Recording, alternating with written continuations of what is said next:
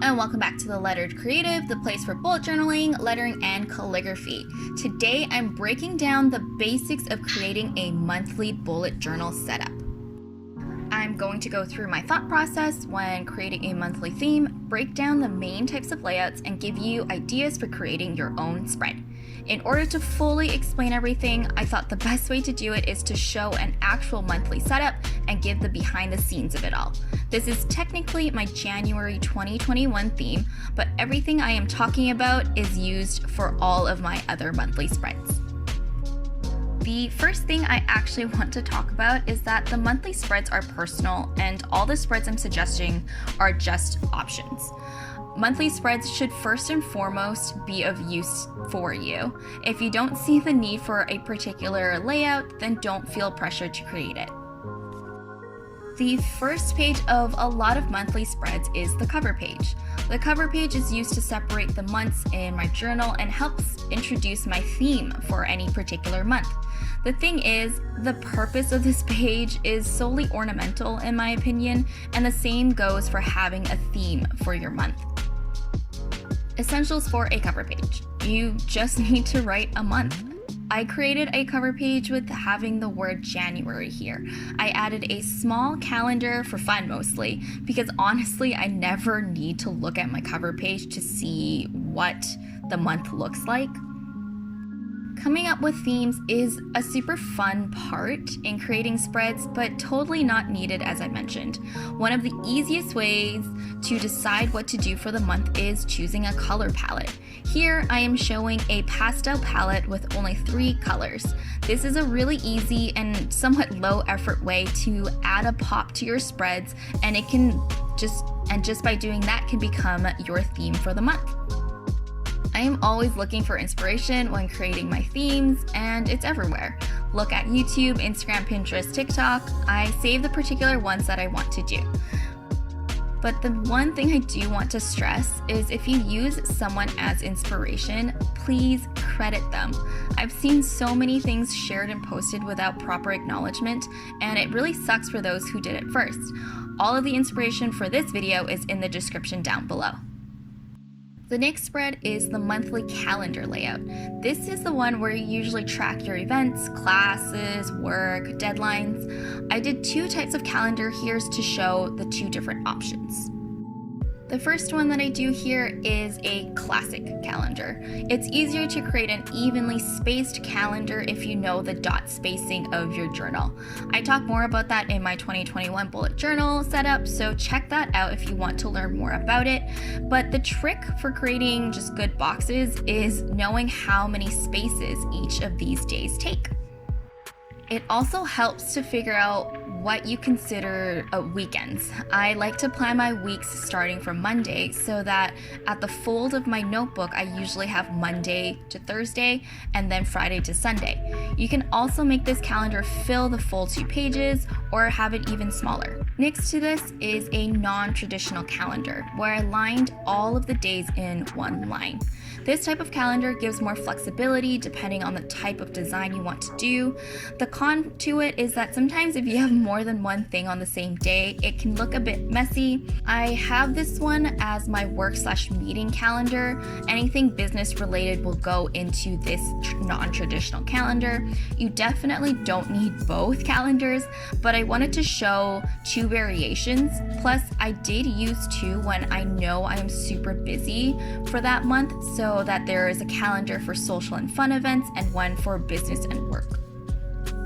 I go in with my colors and create a header with 3 colors and add the blob shapes to follow the theme I set in the cover page. This helps the spread look a little less drab, in my opinion.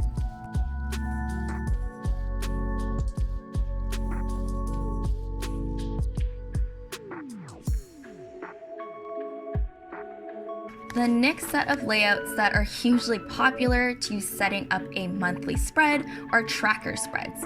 These are the types of things that you want to take note of the frequency during the month. The 2 I am going to do here is a habit tracker as well as a wellness tracker, and I will show the different ways of filling out each of them as well. On the habit tracker side, I did 9 different ways to track your habits. The top 3 on the top row are based off of the monthly calendar, the shapes of the month. You can line it out and have each of the dates written. You also have the option to not do any lines at all and just have the dates. And finally, you have one here that is just the shape of the month and it is not filled in at all. The one below it is made up of small black dots. I usually like to make the dots closer and together and even smaller, but I just wanted you to be able to see it well, so I spaced them this way. I inserted a photo of what I mean. I also have a ton of other different habit trackers on my YouTube and Instagram, so definitely check those out if you want to see what it looks like in action. Underneath it are trackers that don't follow the calendar shape and the days of the week. Instead, it's based on the number of days. January has 31 days, so there's no way to not have a specific date pop out, but for any months with 30 or 28, which is next month, you can get even boxes. These are great ways to just switch it up, and it's easy to track even if you don't write the dates in. Speaking of which, I have no idea why I filled out this tracker the way I did with the dates, and so they're kind of weird. The other idea here is the small circle tracker, which will also have to follow this weird date setup as well. And last but not least are the circle trackers. I love the way circle trackers look and work, but it can also be a pain to draw out and mark all the dates. I screwed up here where I did 32 days instead of 31, but that's okay because you probably didn't notice until I just mentioned it. The double circle ring is also super interesting and it's a bit easier to space out, so this is also a great option. This month I am tracking my business, bullet journal, post schedule, Japanese, studio blue moons, program, reading, workout, and no spend. I came up with these based off of goals that I set for this year, so if you're unsure of what to track, think about how you want your year to go instead of just copying what other people are tracking. I get a lot of questions about filling out trackers, so I wanted to show you different ways of doing that here as well, because filling trackers can also add a lot to what your spread looks like overall. I show a variation of coloring in and crossing things out. I colored in the business tracker with the colors from the theme, while I crossed out the bullet journal calendar. You also don't need to fill the full box out, so for the post tracker, I just did little circles. For my Japanese tracker, I just made the dots into bigger circles. For Studio Blue Moons, which is a blog/channel I'm working on with a friend, I filled it out with diagonal strokes. This is actually one of the ways that I think is the most satisfying when the tracker is filled out. Then for workout and spend, I also colored it in. I tried to do lines for no spend, but it didn't really show up on camera with the light colors that I'm using, so I just ended up coloring it in. Under the program tracker, I crossed out the date, and I colored in the circles for my reading. A big thing I want to remind you is to be mindful of what pen you're using if you're thinking of coloring in your trackers or any of your spreads. If your black inks are not waterproof, they will smudge and ruin your design. So make sure to double check it before you line your layouts. The next spread is my wellness tracker. In it, I wanted to show another type of way to track things. Basically, it goes back to your graphs from math class. I put the dates on the y-axis.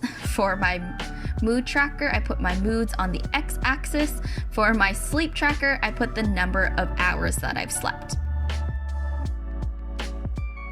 For the mood tracker, what I'm basically creating is a line graph. I plot my mood of the day and then use smaller dots to connect the days. I'm mass adding moods here, but if you do it one day at a time, it's really not a lot of work.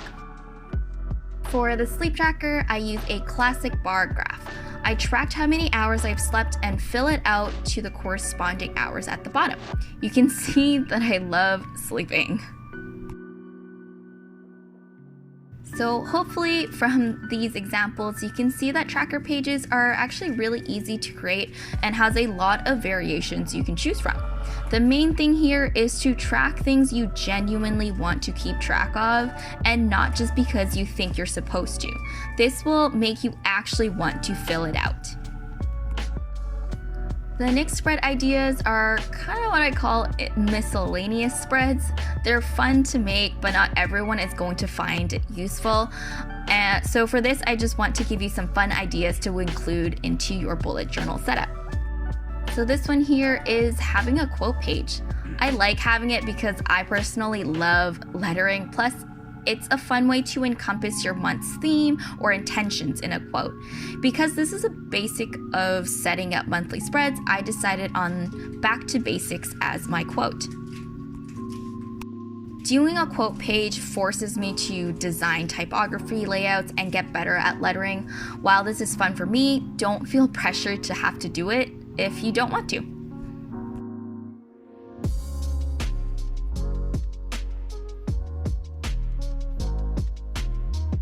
The page next to it is a brain dump spread. This is a space for you to just write down ideas, notes, or whatever thoughts that you have. It's a really nice place to have in your notebook instead of having to write those thoughts on a scrap piece of paper. You will just have it in a particular spot that you won't lose. There isn't any rhyme or rhythm in filling out a brain dump, and it's just a free space to use it to your heart's content. For these two spreads, I added the color blobs all over. Even though these two spreads are different ideas, I drew the blobs over the crease to create more flow to the whole layout. This is a super easy way to add some fun, I guess, or some cohesiveness, and can help with taking photos of your work too, if that is what you're thinking of doing. My next idea is a gratitude spread. The idea is to write something that you are grateful for at the end of each day. You can use this as a one line a day for this type of spread as well. All you need to do is have a line spacing for each day to write what you want. Adding some color helps separate the lines that you're writing, and it's as simple as that.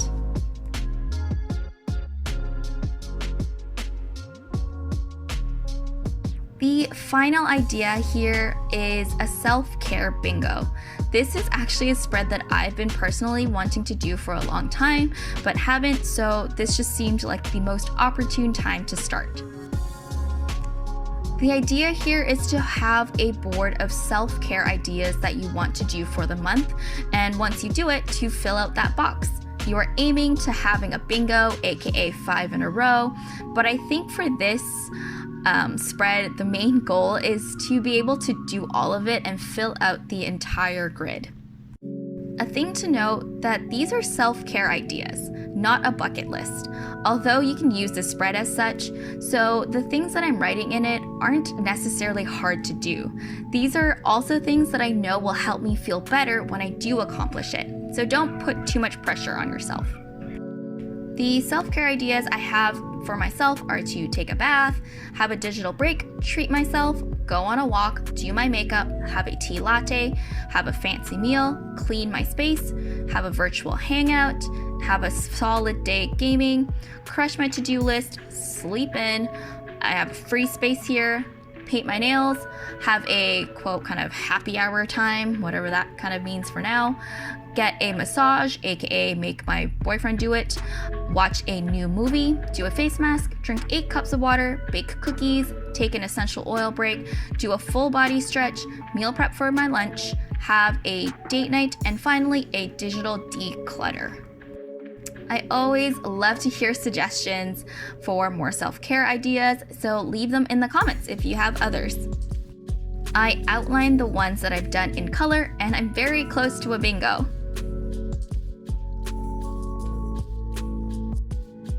Wow, okay, so that was a lot of information. I hope you enjoyed it and that you've learned something new. If you did, make sure to give me a like and leave a comment down below. If you want more from me, make sure to subscribe. Also follow me on my Instagram for more updates, and I'll see you in the next one. Bye!